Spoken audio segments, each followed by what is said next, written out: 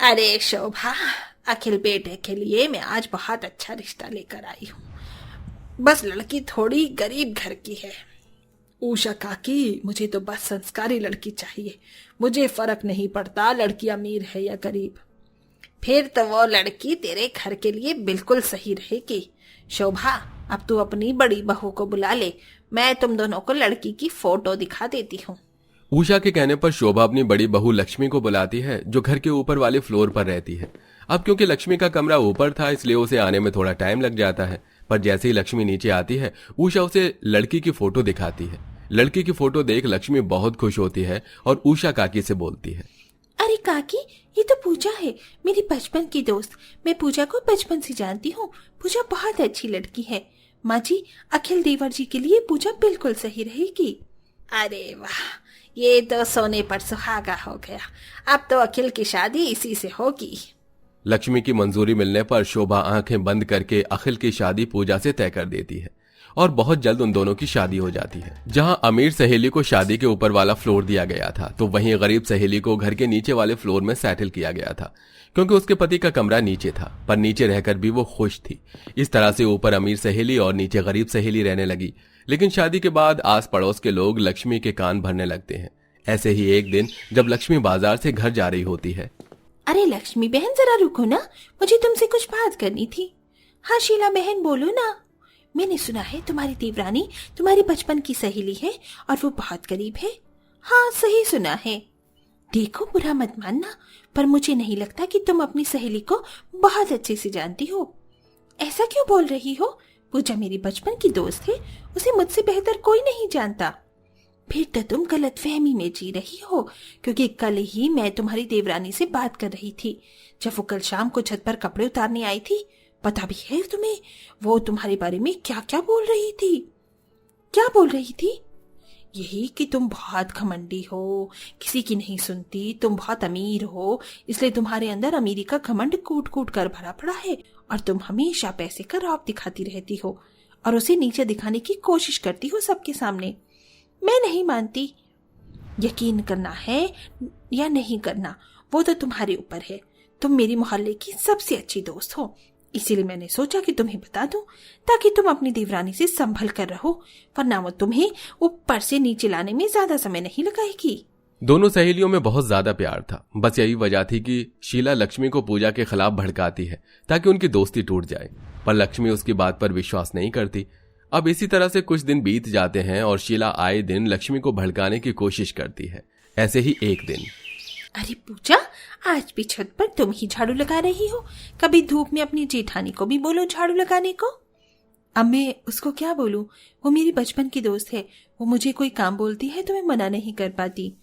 वो तो है, अब जेठानी की बात तो माननी पड़ेगी। शीला पूजा से बात कर ही रही होती है कि तभी वहां लक्ष्मी आधी अधूरी बात सुनते हुए आ जाती है और उसे लगता है कि पूजा शीला से उसकी बुराई कर रही है। कुछ देर बाद पूजा छत की सफाई करके नीचे चली जाती है और लक्ष्मी शीला से बोलती है, वैसे मेरी देवरानी तुमसे बड़ा हंस हंस कर बात करती है। अब मैं बोलूंगी तो तुम मेरी बात का विश्वास तो करोगी नहीं, पर अब भी वो तुम्हारी ही बुराई कर रही थी। कह रही थी कि रोज तुम उसे धूप में जानबूझकर भेजती हो छत की सफाई के लिए। मुझे समझ नहीं आता उसको हो क्या गया है जब से इस घर की बहू बनी है। सच में इसके तो तेवर ही बदल गए हैं और अब तो झूठ भी बोलने लग गई है। तभी तो कह रही हूँ लक्ष्मी, अपनी देवरानी को उसकी सही जगह दिखाओ ताकि वो तुम्हारे सर पर ना बैठे। शीला के बार बार भड़काने पर लक्ष्मी शीला के भड़कावे में आ जाती है, पर पूजा पर उसकी कोई चाल नहीं चलती। इसी तरह से कुछ दिन बीत जाते हैं और धीरे धीरे लक्ष्मी का बर्ताव पूजा के लिए बदलने लगता है।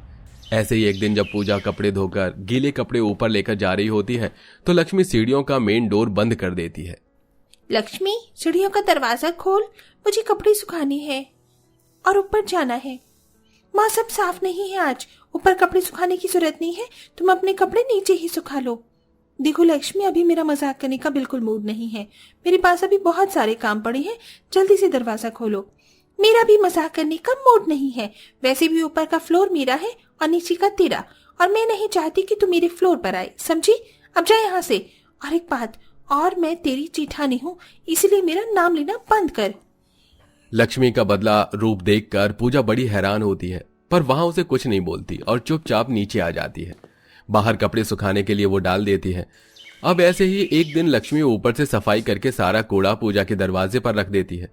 अब ये देख पूजा को भी गुस्सा आ जाता है और वो अपनी जेठानी से बोलती है, लक्ष्मी, मुझे समझ नहीं आ रहा तुम्हारी दिक्कत क्या है। तुम क्यों जानबूझकर मुझे परेशान करने में लगी हो? आखिर मेरी गलती क्या है? तुम्हारी गलती ये है कि तुम मेरी देवरानी बन गई। तुम मेरी देवरानी बनने के लायक नहीं थी। कहाँ मैं अमीर और कहाँ तुम गरीब। कभी तुमने खुद को देखा है? लोग मुझ पर हंसते हैं, गरीब की जेठानी बोलकर मुझे चिढ़ाते भी हैं। और सुनना चाहती हो सच? लक्ष्मी की बातें सुनकर पूजा को बहुत दुख होता है, जिसके बाद वो लक्ष्मी से बात करना बंद कर देती है। पर लक्ष्मी पूजा को परेशान करना नहीं छोड़ती। अब इसी तरह से कुछ महीने बीत जाते हैं और एक दिन लक्ष्मी अपने सारे कपड़े धूप में सुखाने के लिए छत पर डाल देती है। पर अचानक से मौसम बदल जाता है और तेज बारिश होने लगती है। बारिश होता देख लक्ष्मी खुद से कहती है, अरे ये अचानक से इतनी तेज बारिश कैसे होने लग गई? अभी तक तो मौसम बिल्कुल साफ था। खैर, जल्दी से जाकर कपड़े उतार लेती हूँ, वरना सारे गीले हो जाएंगे। इतना बोलकर लक्ष्मी ऊपर जाती है और फर्श गीला होने की वजह से उसका पैर फिसल जाता है और वो सीढ़ियों से सीधा नीचे आ गिरती है। गिरने की वजह से उसकी कमर में चोट लग जाती है और उसका उठना बैठना और काम करना मुश्किल हो जाता है। पर ऐसी हालत में पूजा अपने सभी गिले शिकवे भूलकर अपनी जेठानी की सेवा करती है। जेठानी जी, माँ जी गाँव गई हैं और जीत जी भी काम के सिलसिले से बाहर गए हैं। ऐसे में आपका अकेले रहना सही नहीं है। जब तक आप ठीक नहीं हो जाती, आप यहीं नीचे मेरे साथ रहिए। पर पूजा, तू अकेली घर के साथ साथ मुझे कैसे संभालेगी? लक्ष्मी, तुम तो ऐसे बोल रही हो जैसे कि तुमको कुछ पता ही नहीं है। ये सब मेरे लिए कोई बड़ी बात नहीं है। मैं सब संभाल लूंगी। तुम बस आराम करो, मैं हूं ना। लक्ष्मी के इतना बुरा बर्ताव करने के बाद भी पूजा लक्ष्मी की सेवा कर रही थी। ये देखकर लक्ष्मी को बहुत बुरा लगता है और वो पूजा से अपने दिल की बात करती है। पूजा, मुझे समझ नहीं आ रहा तेरा असली रूप क्या है। अभी जिस तरह से तू मेरी देखभाल कर रही है, ये तेरा असली चेहरा है या वो तेरा असली चेहरा है जब तुम मेरी पीठ पीछे पड़ोसियों से मेरी बुराई करती है? ये तुम क्या कह रही हो? मैं सपने में भी तुम्हारी बुराई नहीं कर सकती। मुझे आज भी याद है, शादी से पहले जब हम दोस्त थे तब तुम मेरी कितनी मदद करती थी। तुम तो मुझ पर जान छिड़कती हो, फिर मैं तुम्हारी बुराई क्यों करूंगी? फिर उस दिन तू छत पर क्या कर रही थी? शीला से मेरी बुराई कर रही थी ना? तूने उसे बोला कि मैं अमीर हूँ, मुझ में घमंड है और मैं तुझे दबा के रखना चाहती हूँ, मैं तेरा भला नहीं चाहती। लक्ष्मी, मैं उस दिन शीला से तुम्हारी बुराई नहीं कर रही थी, बल्कि शीला मुझे भड़काने की कोशिश कर रही थी। वो कह रही थी कि तुम मुझे अमीरी का घमंड दिखाती हो, तुम मुझे हमेशा नीचा दिखाना चाहती हो और मुझे दबा कर रखना चाहती हो क्योंकि मैं गरीब हूँ। दीदी, कहीं आप उसके भड़कावे में तो नहीं आ गई? पूजा की बात सुनकर लक्ष्मी का सिर नीचे हो जाता है, क्योंकि उसने आज तक पूजा के साथ जो सलूक किया था वो अब सब शीला के भड़कावे में आकर किया था। पर उस दिन दोनों देवरानी जेठानी के बीच की सारी गलतफहमी खत्म हो जाती है और वो दोनों फिर से दोस्त बन जाती हैं। अच्छा हुआ लक्ष्मी जो बारिश हो गई, कम से कम इसी बहाने तुम्हारी और मेरे बीच की कड़वाहट तो खत्म हुई। पूरा क्यों नहीं बोलती कि अच्छा हुआ लक्ष्मी तुम गिर गई और तुम्हें चोट लग गई, इसी बहाने तुमने मुझसे बात तो की। अब जो भी समझो। इसी तरह कुछ दिन बीत जाते हैं और समय के साथ बारिश भी तेज होने लगती है। अब दोनों देवरानी जेठानी तो बारिश के मजे ले रही थी, पर शीला का घर नीचे होने की वजह से उसके घर में पानी भर जाता है और वो मदद मांगने के लिए पूजा के पास आती है, जहां वो लक्ष्मी को उसके साथ देखती है।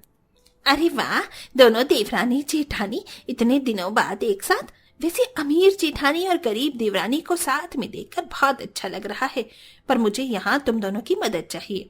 मेरे घर में पानी भर गया है और घर की छत भी टपक रही है। क्या तुम मुझे कुछ दिनों के लिए अपने घर में रहने दे सकती हो? रहने देती अगर तुमने हमारे बीच में कड़वाहट पैदा न की होती तो। तुम्हें क्या लगता है तुम मुझे भड़का दोगी और मैं तुम्हारी बातों में आकर अपनी देवरानी से अपना रिश्ता खत्म कर लूंगी?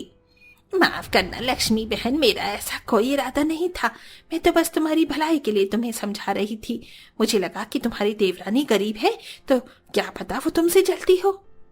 आपको जो भी लगा हो, पर आपने जो किया है वो बहुत गलत किया। ऐसा फिर किसी के साथ मत करना। ऐसी हरकतों से किसी का घर टूट सकता है। मुझे माफ कर दो, मैं अपने किए पर बहुत शर्मिंदा हूँ। पूजा और लक्ष्मी की बात सुनकर शीला को अपनी गलती का एहसास होता है और वो वहां से जाने लगती है। पर पूजा और लक्ष्मी इंसानियत के नाते उसकी मदद करती हैं और उसे अपने घर में तब तक रहने की जगह देती हैं जब तक बारिश रुक नहीं जाती और उसके घर का पानी सूख नहीं जाता।